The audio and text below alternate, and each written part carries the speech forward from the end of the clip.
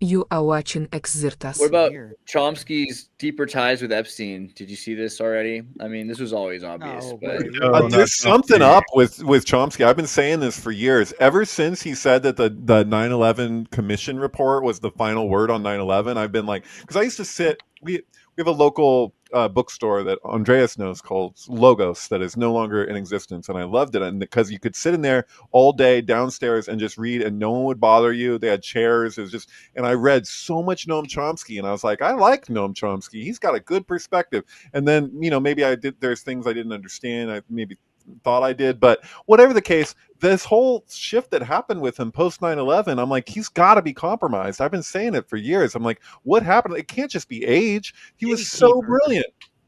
What? No, because he's been gatekeeping for years. It had nothing to do with Yeah, there's age. Like, It's gatekeeping, but there's academia. something another level to just saying no more discussion on this. But the Like, whole what thing the was hell? just academia. He was married to academia, and when academia is the ship and it slowly steers a certain direction, he's like on board for it.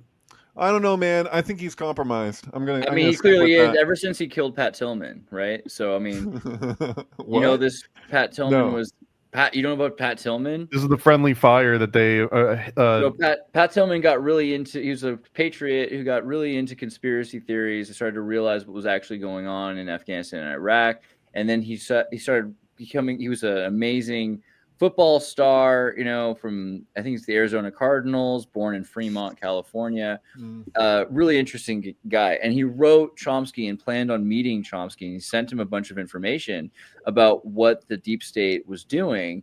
Look at all of his freaking awards, right? He was a superhero. And he ended up writing Chomsky. And very shortly after that, he was taken out in a friendly fire.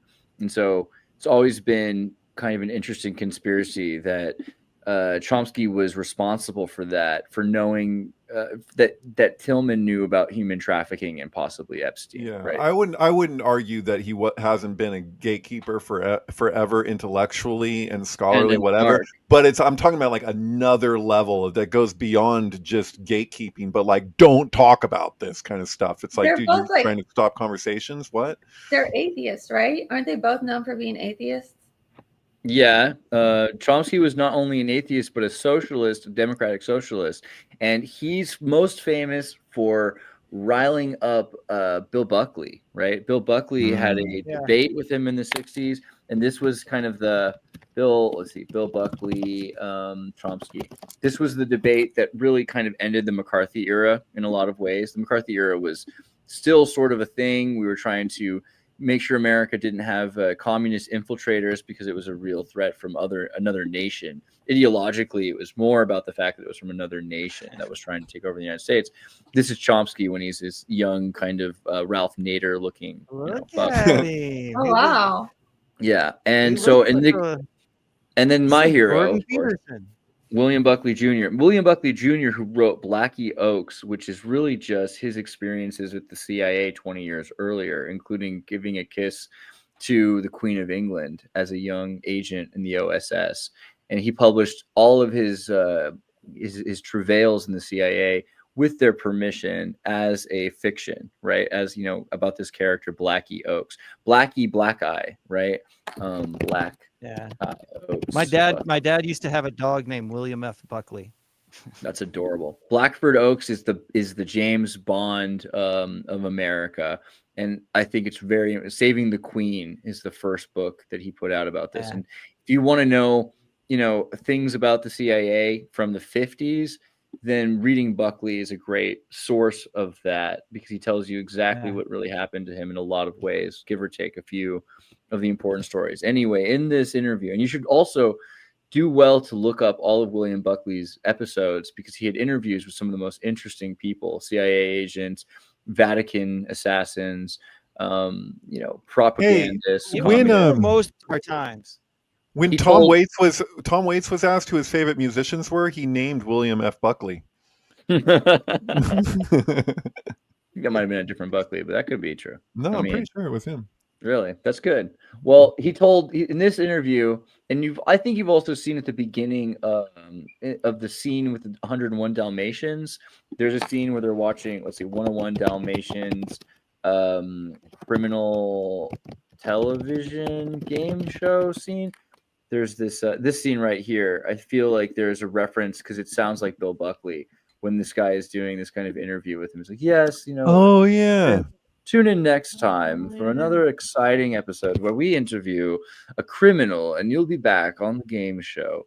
Well, Hey, in this, Bill Buckley tells Chomsky, he says, "Now listen here, be quiet, young man, or I'll smack that face right off of your, queer body," something like that. It's the only time he ever really lost his cool, right? His composure, yeah, which was cool of him to do. Actually, That was with Chomsky. He said that.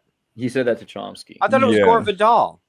No, and in fact, I think Gore Vidal might have been his only equal. You know what I mean? In terms of the dynamic, Gore Vidal was fascinating and intellectual and very queer, and so it was very difficult because Bill Buckley is fascinating, intellectual, and very queer. Obviously, so they're acting kind of straight together, but Gore Vidal is a bit more liberated. He's like, I don't have to pretend to have these values that you're trying to uphold for other people, for your plebs, Do you know the interview? Sorry, I'm going to go there again because it's hilarious. But the interview with Tom Waits, it's in Australia, the year that Heath Ledger was born, who was born in Australia, right? Where he's basically being the Joker as portrayed by Heath Ledger completely through the whole interview. Do you know about this? So like it's uncanny. Like he is the Joker. Like, and it screams of like, yeah, this is it. So yeah. So at some point in this in this interview here, he asks who his favorite musicians are. I think he even names Lenny Bruce or something like that. He's like saying different people who aren't musicians. So that was a joke. And then when he says William Buckley, if I recall correctly, he says William Buckley. And he goes, you know who that is? And he's like, yeah, but the host is like, yeah, but we're not going to talk about him here, And I was like, oh, why is he so edgy? And I guess that's why, he's just. But there's a joke there. He's also talking about Bill Buckley instead of referencing Jeff Buckley, right? I think that's. Yeah, I think that's the joke because he doesn't say Jeff Buckley. Yeah.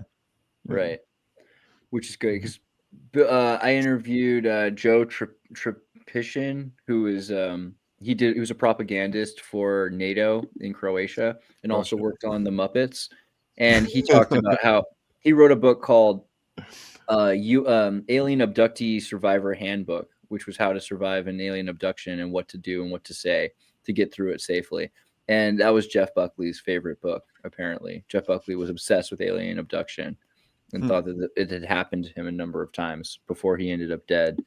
The best celebrities.